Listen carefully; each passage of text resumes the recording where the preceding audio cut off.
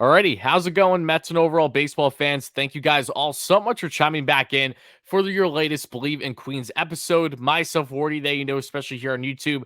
That is Joe Sorallo. Anthony Recker is not here with us like he was last week while Joe was gone. So, of course, they have to flip-flop. God forbid they're with each other at the same time here the past couple of weeks. You know, if Recker was a considerate co-host, he would do what I did last week and at least show that he cares about Believe in Queens by chiming in from the car. All right? Like last week, I think I showed my passion. That was on full display. That's a good point. I honestly forgot for a hot minute that you were in the car for like the Come on, man, 15 minutes. I did a 15-minute spot from Sepulveda.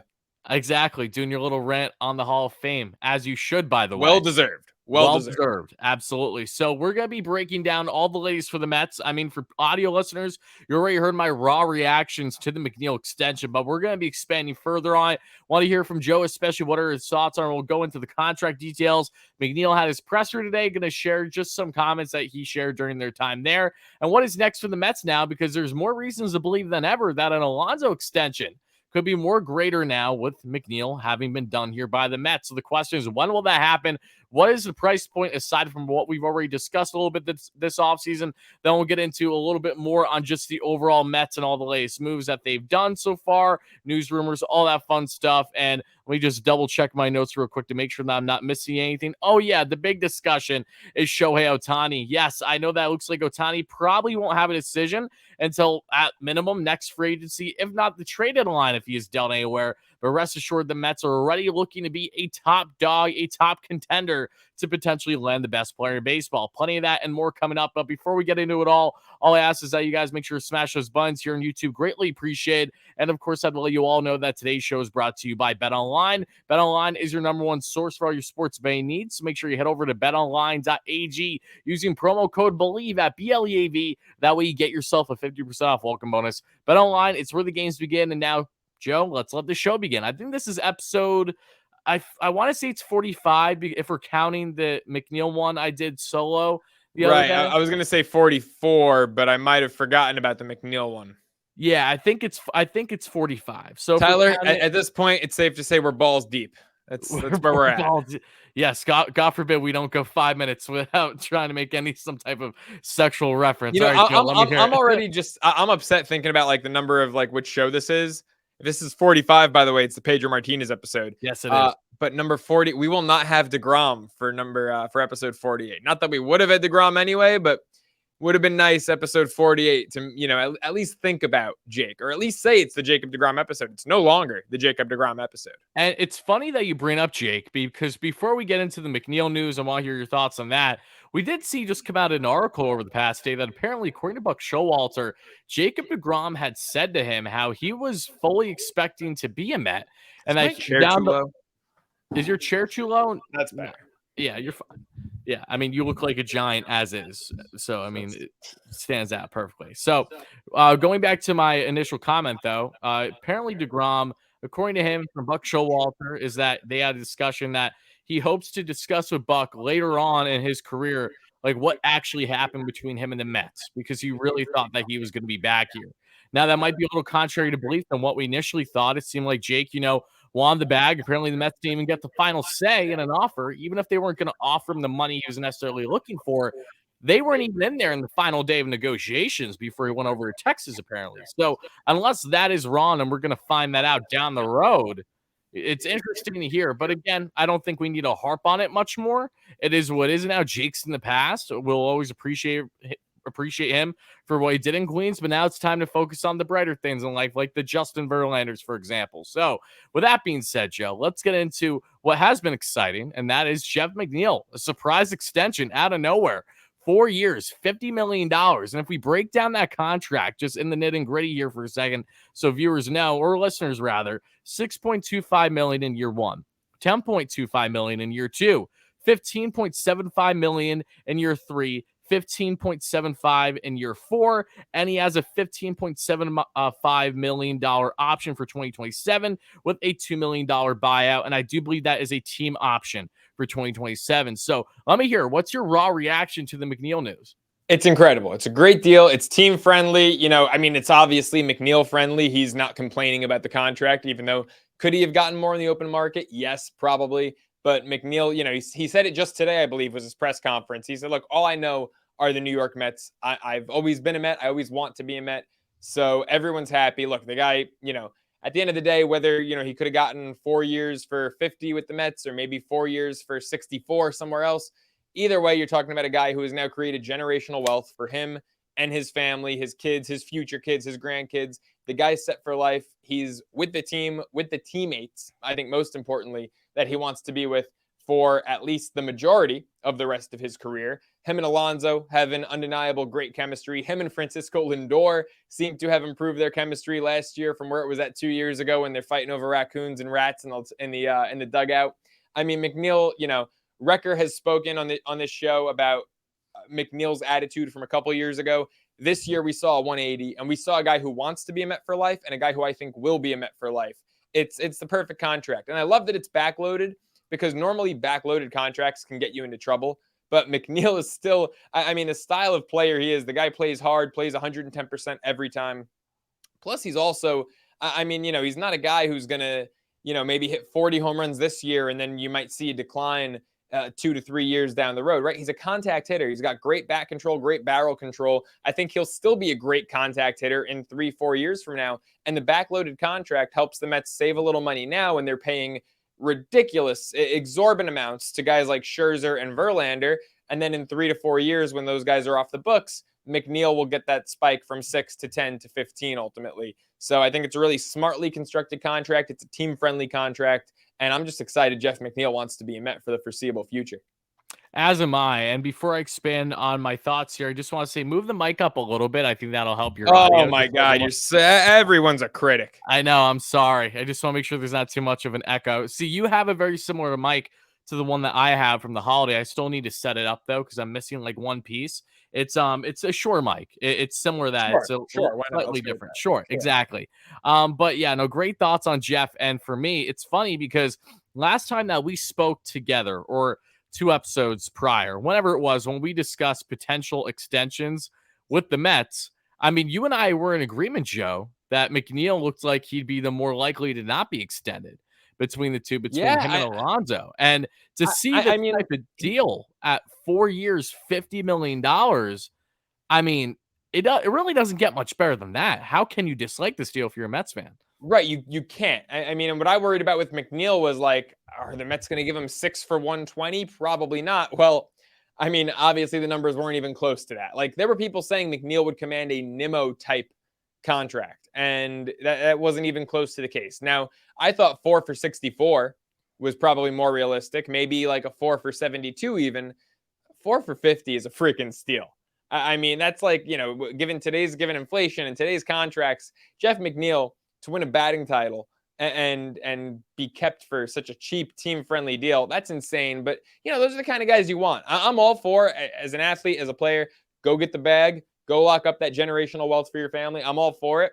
But, McNeil, he really showed that, hey, what's the difference between 50 mil and 64 mil, right? Like, either way, I'm set for life. My kids are set for life. I want to be a Met. I want to win. That's what I love about Jeff McNeil so much. The guy, all he wants to do is freaking win. And I think the Mets have a lot of guys like that. I think Francisco Lindor is like that. I think Pete Alonso is like that. I think Brandon Nimmo is like that. You go up and down this lineup, up and down this pitching rotation, Max Scherzer, right? Like, all these guys want to do is win. And those are the guys you want to surround yourself with. You don't want guys who care more about their paycheck than they do about the outcome after 9 innings on the diamond. So McNeil's the perfect guy for this team. I've always loved him since he came up. And, he's got a real shot. What I think is interesting, Wardy, is that, given the pace he's been on the past few full seasons, he's got a real shot to crack the top 5, if not the top 4, on the Mets all-time hit list by the time this contract is up. And what's even more absurd about that is you think of when McNeil was brought up. He was a late bloomer, right? He was even older than Alonso getting into this. He's already at the age of 30. So, if McHits ends his Mets tenure, the top 4 or 5 are hits, that would be amazing and rightfully deserved, because this is a guy who's now coming off of his first NL Batting Champ Award winning year. Silver Slugger. When you look at the year prior in 2021, not only with the lackluster play for the first time in his career, not handling the shift well, heavily shifted, and might add a McNeil player who's been so great at avoiding the shift, now working around it. now has one less thing to worry about for the next couple of years with the shift assumably gone for the most part. No more 3 guys down the first baseline, stuff like that. That's definitely going to help someone like him who can pull the ball from time to time when he's not spreading it for opposite field. But offensively, what McNeil has brought to this team in 2021, dealing with that hamstring injury, that took a lot on him emotionally. And you saw that. And that's what led with the Rat and Raccoon incident. That's what led to many rumors that ensuing offseason that, okay, it looks like we have a character issue here with McNeil. And if the Mets can maybe at the right price, a stud pitcher could be willing to part with them. Now, they decided to stay with McNeil, bring in Buck Showalter, change his coaching staff, bring in different management. That has done nothing but wonders, getting back to his old game, and potentially still we may have yet to see the best Jeff McNeil. So I'm so excited for him and the next 4 years in Queens. I'm beyond happy for him, his wife Tatiana, their newborn, and the dog that they have. I think, is the dog's name Willow? I think it's Willow. I think you're right. Wow. Yeah. That's impressive, because if you didn't say that, there was no way I was pulling a guy's dog's name out of my ass. Yeah, I remember when he first got the dog and it was adorable. I'm like, I think okay, they might have 2 dogs now. They're big dog rescue people. Oh, okay. So it's like the Scherzer way, because I know Scherzer does the same thing. Is Scherzer? Are they big into? Yes, Scherzer, I love these guys. And sorry to cut you off. Scherzer even has, like, the cattle dog with the 2 different colored eyes to match him. Of course he does. Yeah, like it's awesome. Yeah, they. I love these guys. In many cases, I love their wives too. I don't know enough about their pets. Mm-hmm.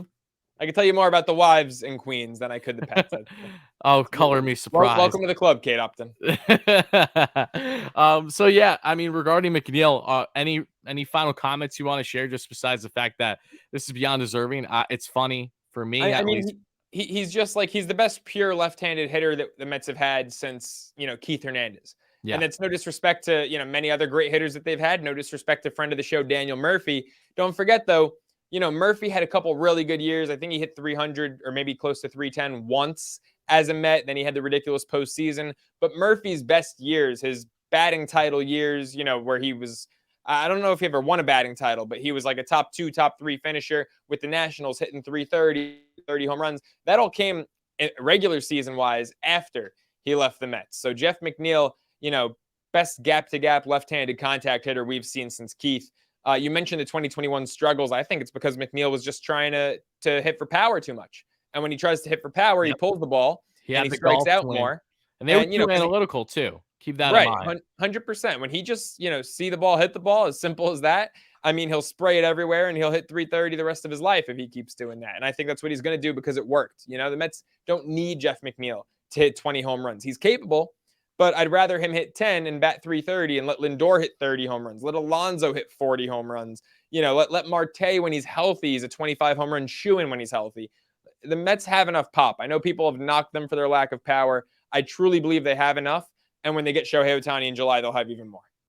And that's a good segue. But right before we get there, my final comments on this is that, McNeil, when I initially broke the news, like on the YouTube channel, and I put it on audio for our Believe in Queens podcast, a lot of comments I got on YouTube, especially, were saying, I'm honestly upset for Jeff on, it felt like an underpay. I mean, universally, Mets fans were like, this guy probably should have gone more. And I honestly feel bad for him. I'm like, I get that. But at the end of the day, I mean, this is great for the Mets, and he's obviously ecstatic.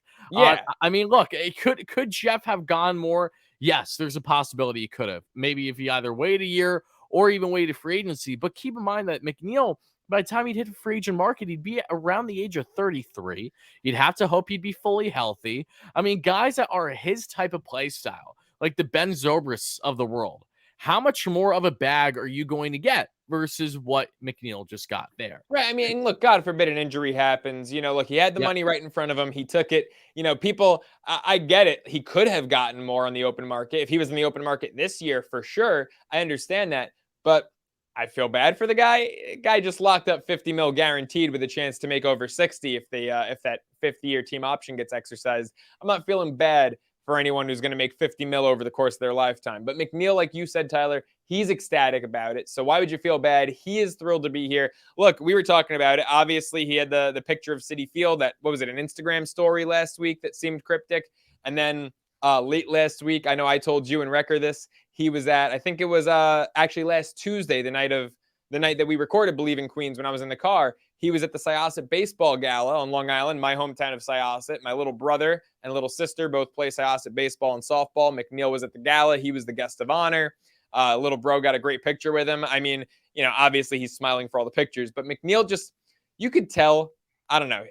Some people might say he was smiling because it was a photo op. He looked happy to be there. It didn't look like he was, forcing anything. We see sometimes these guys, they go through the motions, Jeff McNeil, I really believe, wants to be in New York, wants to stay in New York, wants to be a Met lifer. I don't know, everything I've seen the past week and a half that led up to this extension being formally announced, it just seemed like it was inevitable because Jeff McNeil wanted it to happen.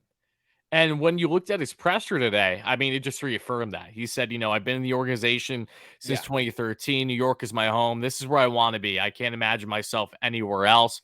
That's just always great it's just always so nice to find out that, homegrown talent wants to stay here and be here long term. That's what we need to see more of, which is going to be a nice transition soon into Alonso, etc. But one final tidbit on McNeil from his presser today, for those that aren't aware, Lindor did make an agreement last year with McNeil that if he won the NL batting title, he would be gifted a car from Lindor. When McNeil was asked today on if he has been gifted a car yet from Lindor, McNeil said no.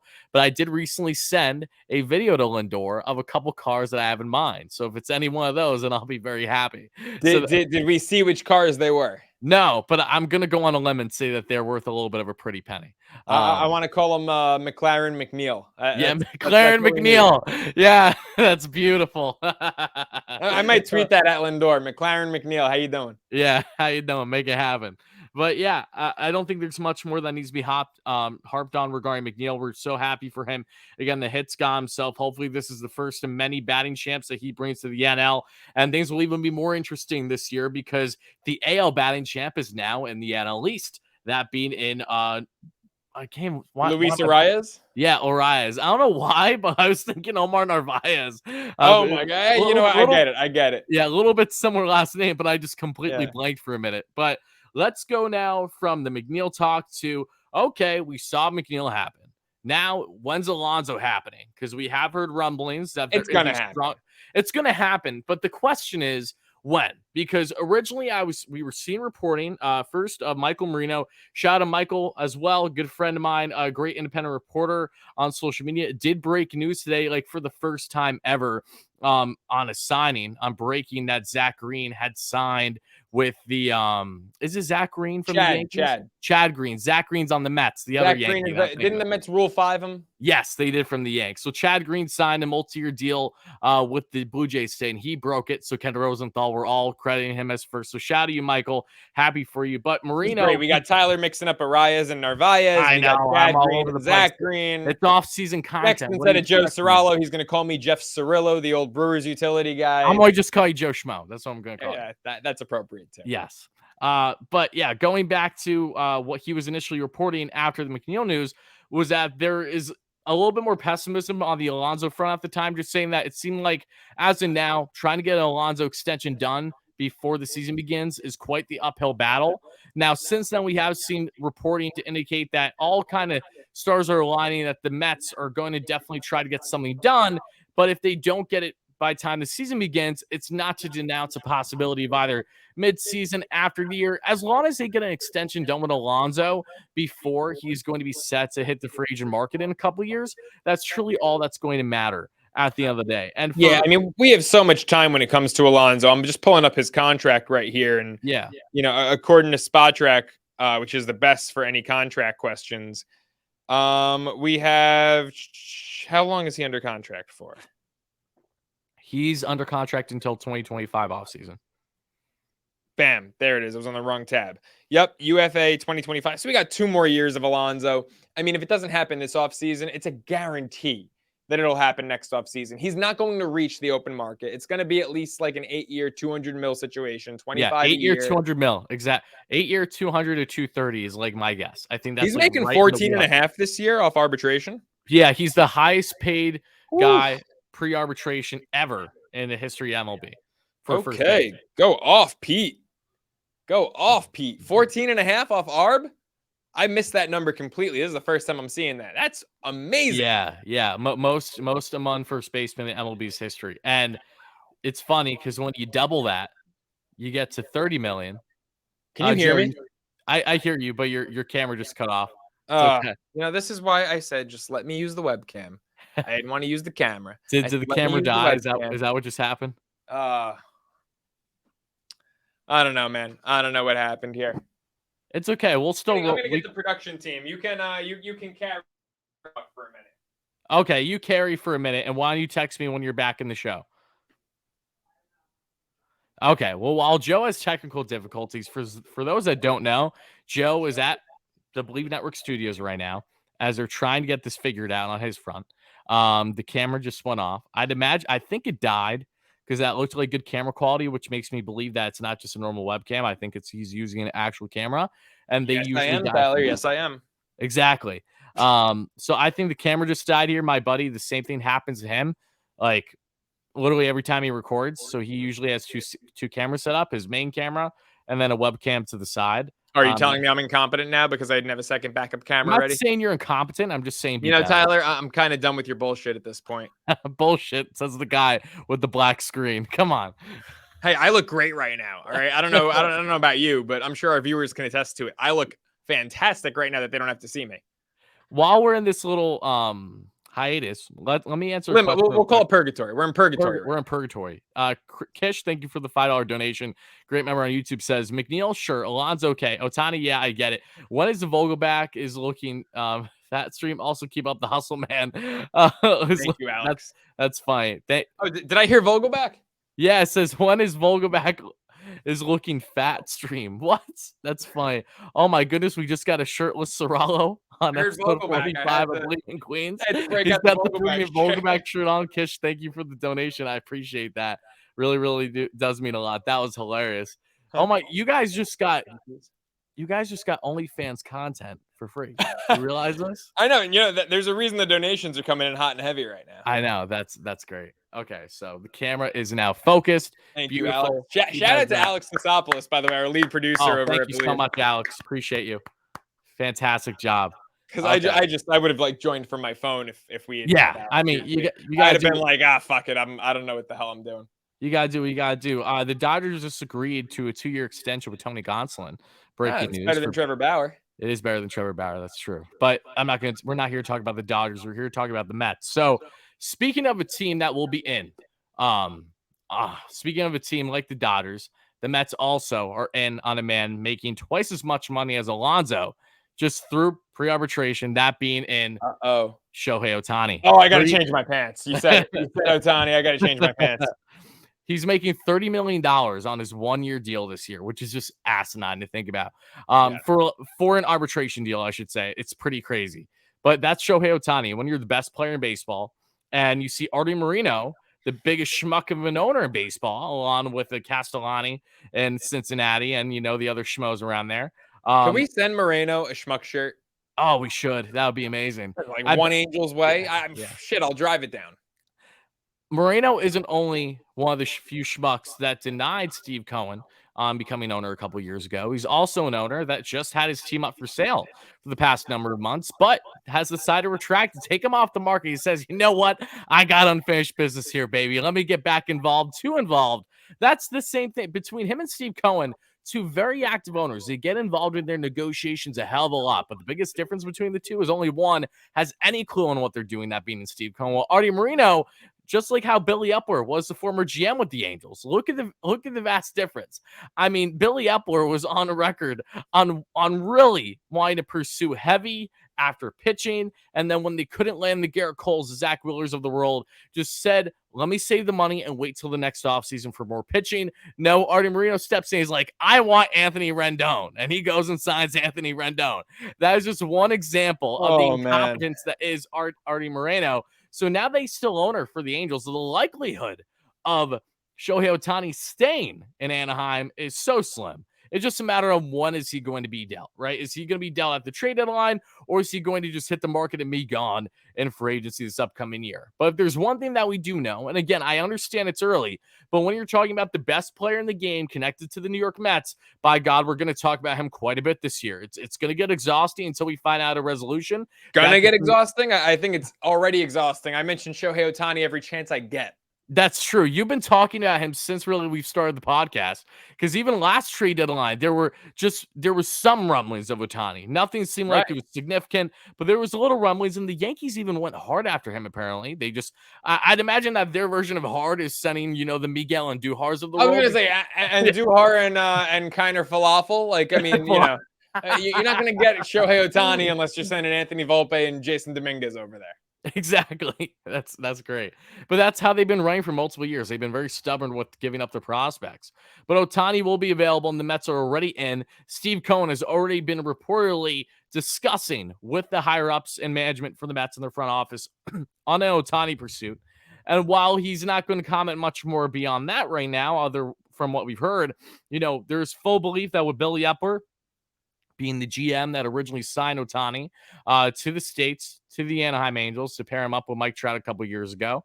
Being the same GM that just brought in Kodai Senga and Flushing, Queens, a great area for Asian descent and building that market. Not to denounce what you can also get in San Francisco and other areas. I know that there's a lot of great areas for Asian descent, and marketable that would be for Ohtani. I mean, you could even say that, Ohtani going somewhere like Toronto would be marketable. Seattle, a lot of places would, right? For generational talent like him. But rest assured is that whether the Mets land Ohtani or not is yet to be seen. But what's been reported was 100% accurate. The Mets are going to decide the Ohtani deal. How so, you might ask?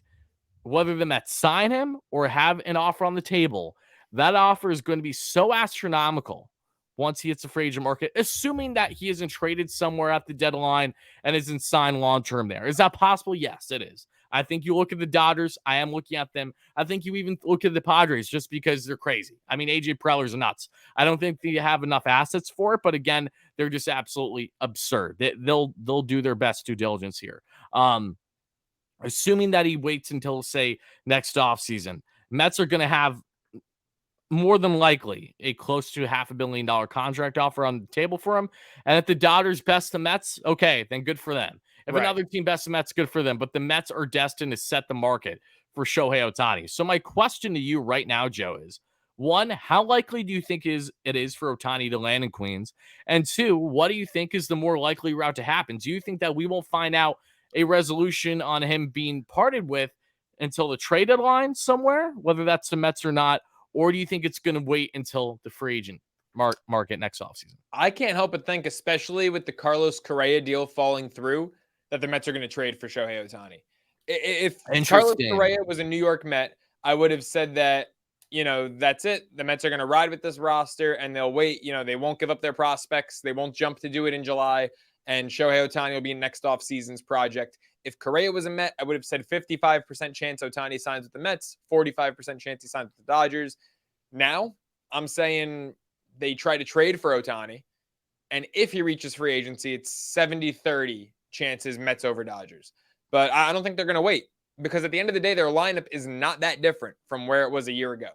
And, I think that they're going to go all in for Otani at the deadline. This is a team that can win 101 games without him. Can they win a World Series without him? I don't know. I think the pitching's better from last year, so maybe. But, you need that protection in the lineup. To have Lindor, Alonso, and Ohtani back-to-back. I mean, it's just as scary as it gets. Not even mentioning Marte, Nimmo, McNeil. So I think Ohtani is going to be a trade deadline acquisition. God knows we've got the not the draft capital, the prospect capital to do so. Yeah, I think, any deal. I saw something today, by the way, on Twitter. And if anyone else saw this, don't think it's true. I saw 10 years, $700 million. That was an absolute gag. Yeah. Yeah. Do not fall into that. But I think it's going to be closer to $500 million than $250 million than $250 million. Definitely going to be, I think the floor is $400 million. And I think it probably will exceed $500 million when he reaches the open market. Yeah. And it's insane to think about. But again, Juan Soto's on pace to get that money. So why would isn't it insane if Carlos Correa was going to get if Carlos Correa was going to get $350 million, Yeah. There's no chance that Ohtani isn't at minimum getting 500. By the way, really quickly, can we address the MLB Network shortstop rankings and how the hell Correa is ahead of Lindor? I've been trying to ignore these, Joe, to be quite honest with you. It's all clickbait crap. There's incompetence from everywhere, and Brian Kenny is at the top of the list. I'm sure Rec would know with at MLB Network. But my goodness, Kenny had Lindor as low as 7 or 8, while the entire analytical panel of MLB Network all universally had Lindor at number 1. Kenny's like asking why. The only guy you can argue is Trey Turner. Trey Turner, here's what I think. You want my personal ranking? Bogart is not better. Correa is not better. Dansby is probably 3rd. I don't think Correa is better, but he certainly has potential to be if he can stay fully healthy. I think I've never had 100 RBI. But again, if he stays healthy and if he's in a deeper lineup, would Lindor have 100 RBI if he wasn't with the type of Mets lineup that they had last year? Again, what did Correa? Didn't Correa have like 65? Lindor would have had more than 65. I mean, but it's the Twins. I'm not viewing that RBI much there in Minnesota. Let's be real. Even home runs though, like Correa. I mean, he's a lower power guy than people think. He's a really good average hitter. I know it doesn't mean everything, but I am a big WAR guy. I really am. So that's where I see a lot of the value with Correa. But going back to my point is, I think right now the only shortstops that are completely ahead of Lindor is Trey Turner. I really think it's Trey Turner. And then, offensively and defensively, you can make the argument for Dansby Swanson from last year because defensively, Dansby was actually elite. I mean, just like Lindor, they were both elite in their own right.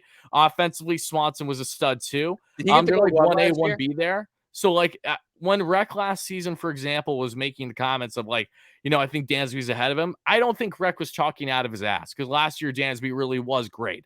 However, I just think it's really close. Like, I think Swanson was ahead of him in the first half, and I think by the season's end, I think Lindor, all in all, had a better year than Swanson. And I know Swanson killed the Mets in that late series, and the Braves won the division. Swanson strikes out like more. He strikes out like a mother. You know what? I mean, yeah, it's crazy. But I also think that Swanson's track record doesn't benefit him either.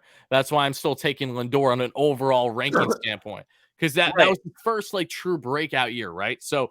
And one thing that I think is going to benefit Lindor when looking down the road in comparisons with Turner is while Turner's an elite talent, we all know that he's going to be pain in the ass for the Mets so much for the next how many ever years it's going to be. One thing that Turner relies on heavily with his game is his speed.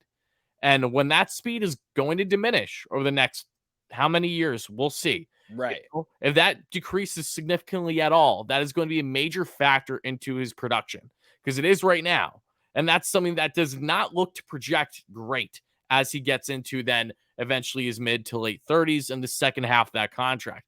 Lindor, what he does have the benefit of is Lindor isn't a speed demon. Lindor doesn't use speed to his advantage. He'll steal you back. Fast as hell. He's fast as hell. But again, he's not like. Remember, speed doesn't equal stolen bases necessarily. Lindor, when he's on the base paths, anything to the gap, if he's on first base, he's scoring from first. Yeah. He is fast as hell, fast in the field, gets to shallow pop-ups in the outfield and whatnot. He's fast as hell. He's just not a base stealer the way that Turner is. Although Turner, I don't even think had 30 stolen bases this year. I don't know. He didn't. I think he had 20. His stolen base production was actually down this year. Even though his percentage was through the roof, the actual stolen bases were down. I'm trying to think if there's any guy I'm missing. If there's anyone top 5 for me, like if you want to name a top 5 shortstops, like for me off the cuff, it's Turner 1, Lindor 2, Swanson 3, Bogarts, Correa 4. I'll go Correa 4 because of the glove, Bogarts 5. And Jeremy Pena's freaking creeping up on that list. Yeah, I think Pena is going to break out a lot this year. And you know who I also think that. So that's 6 guys I just named. Did I miss anyone? You know who I think is going to really stand out this year too? Troy Tulowitzki. Yeah. I don't know how much this guy is expected to be playing in the outfield, so I'm not sure about too much. But Tatis, when Tatis is only out for the first 20 games of the year. Right, but he's not the shortstop anymore. Yeah, he's not. You're right. Yeah. But if he's at all labeled shortstop again, if he does go back to that position and play it a significant period of time, I know that he has a boatload of errors, but he still can be a stud too. Are they going to put him in left? Or are they going to move Soto to left and put him in right? That's a good question. I mean, who has this? I mean, who has a stronger arm and right? Soto's got a cannon, but Soto probably doesn't have the range. I mean, Soto's glove Soto this was year also stunk. dog shit defensively last Yeah, year. his gloves stunk. He's got a But at the cannon of an same arm. time, Tatis isn't known for being a stud outfielder either. So it's Right, like right. There's kind a of lot of unknowns there, but I yeah, mean, picking your that, point. that lineup can Elite wait. offense, but that defense, I kind of don't know what to expect there. The infield defense is off the charts though. With Machado, Bogarts is a good defender. Cronenworth's a really good defender. Ha-Sung Kim is a sick defender. Is Kim still a Padre? He hasn't been dealt yet. Hasn't been dealt, and I don't think he's going to be at this rate. There were some hot and heavy Red Sox rumors. There was, but they just acquired, what's his face from the Royals? Oh, Mondesi. What? They just acquired Mondesi. So yeah. I mean, could they still go after Kim? Yes, but who knows? Either way, we're getting a little off track here. That was fun. Again, the reason why I don't want to get into the rankings much is because I really don't care. I mean, there's nothing at this point, especially you can agree, right? We're both doing this not only as a job, but because we're passionate, but we all have the ready information to really evaluate players and their talents. I don't need to go and look at a specific analyst and be like, oh, that's the way that it needs to be. It's not me when I'm 10 anymore. I can make my own rankings if I want. Because again, we all have the ready information. Whatever's most important to you, that's how you can base your rankings on. So Brian Kenny, by all means, have your opinion. Doesn't mean you're statistically right because you're not. Yeah. But rest assured, I know you're still going to have your opinion, and that's okay. It's all right. I mean, well, he had Lindor 8th. Didn't he have like Jed Lowry 5th? It felt like it. It felt. I mean, dude, he had like Bo Bichette and Corey Seager. Like, what are you doing, Corey Seager? I forgot Corey Seager. Who would I? Ooh, Seager versus Pena. Does Seager's going to bounce back this year? The ship's gone. He hit some homers. Yeah, but offensively, he's going to get better this year. I'm telling you. He deserves some more love because I didn't even have him in my top 6. But he's not an elite defender at all, though. No, he's not. Bichette, I think, is a step beneath the 5 guys. Yeah. Pena's glove is so good. Yeah, Bo's glove is not good. So, is it bad? I don't know enough about him defensively. Is he a liability in the field? Yes. Oh, okay. So that'd keep him beneath Pena. In my rankings, at least. Yeah, like I don't have their OAA numbers in front of me, but I know Bichette has not been good defensively. What would you say the top 3 most important defensive positions are? Defensive positions? Yeah. Shortstop number 1. 2, I go center field 2, catcher 3. Yeah, I was thinking catcher 2, just because we've seen bad catching. Yeah, and we do see the market makes. I mean, if a guy has constant pass balls happening, or if he has literally no arm, I mean, guys just know to run, or bad play calling. I mean, if you're making it up with, making up for it with 40 home runs, a la Mike Piazza, we can live with it. Exactly. But like when Wilson Ramos was so bad that like Syndergaard and other guys were stubborn to not have him. Well, all right. Noah Syndergaard is the worst pitcher in baseball holding guys on. No, he had the slowest. I'm talking about game calling. I'm not talking about stolen bases. I'm just talking game calling and preference. I mean, there's a reason why DeGrom has favored Nito for multiple years. Right. And the majority of that staff felt like because Nito was one of the top defensive catchers in all the game last year. Hence his extension. Happy for you, Nito Kane. Love Tomas Nito. We all love Tomas Nito. So, yeah, catcher, center field, shortstop in any order, I think is fair.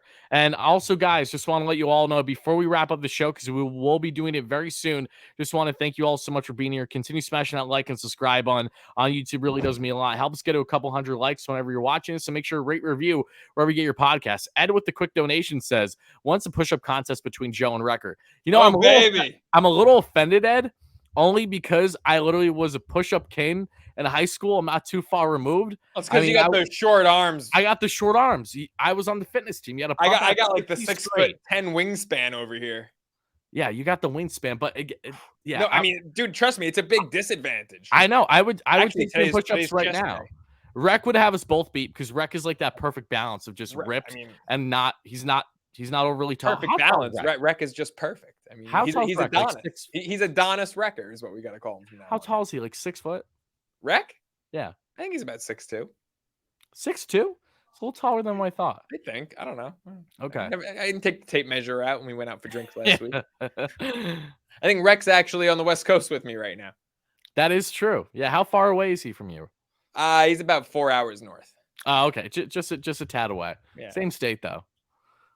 big state. CD with the donation says, I wondered the other day why Epler didn't go after Contreras as Alonso protection under 100 million in the same protection. Oh, it's as simple as this, CD. You're not going to give Wilson Contreras that type of contract when you have two of the top 3 catching prospects in all of baseball expected to hit the bigs in the next couple years. That's why Wilson Contreras is not good defensively. His bat has been up and down. Would have loved him at the trade deadline, but for what he looks like he's going to progress at, which very well could be DH towards the latter half of his career, don't need to do that. Don't need to put more of a barrier in the way than what you already have for the Francisco Alvarez's and potentially, as long as he's not traded, the Kevin Paradas of the world. I mean, this is the first time since 2011 that the Mets have 2 top 3 catching prospects that any team does, might add, not just the Mets. Right. So the Mets are in great company. That Parada pick was phenomenal, and hopefully they both stay true and develop in the Mets organization. We get a lot of great outings out of them. I can't wait to trade Parada for Ohtani.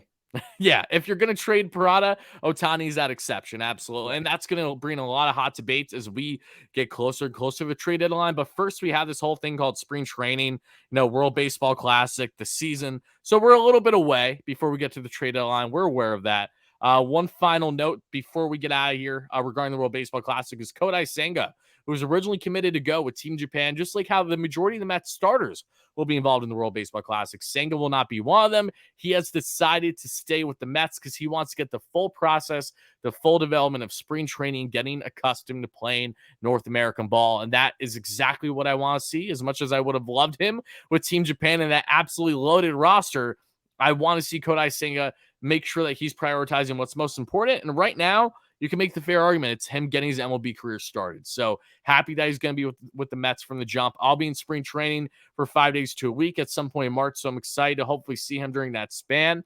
And the final notes is that Starling Marte may not be ready for his spring training, is not completely eliminated, ruled out from playing for Team DR yet, according to Billy Epler. That's a wait and see from the abdominal surgery he had this offseason. So another second straight year with Marte and the Mets, where he'll be beginning spring training not fully healthy. Again, just make sure that he's fully healthy to start the year or whenever he would start the year. That's all that matters to me. You need him down the stretch, something the Mets didn't have last year, and look at how much that ended up hurting them. Even though Marte played in the wild card series, he still wasn't 100%. You could tell. And I mean, who knows where they would have landed? Maybe still would have won the division if he was healthy in that final month of the season. Probably would have. Probably would have. I'd say Marte's presence alone in that lineup over a guy like Tyler Naquin probably would have resulted in at least one win over Chicago or Atlanta. Yeah, 100% agree with you there. But with that being said, guys, I think that's going to wrap up the show. Not a long one today. We will be back next week, I'm sure. We have some fun guests coming on the show in the ensuing weeks, so make sure you stay tuned for that one. Very excited for them. But that is Joe Serralo at the Serralo Sports Talk podcast. Make sure to check him out there. Joe, you got any fun guests coming up? Super Bowl weekend's coming sooner than later, Super Bowl right? next week. Stay tuned all week. Tomorrow got Ross Tucker coming on the show. Of course, former NFL lineman, Pats, Bills, Browns.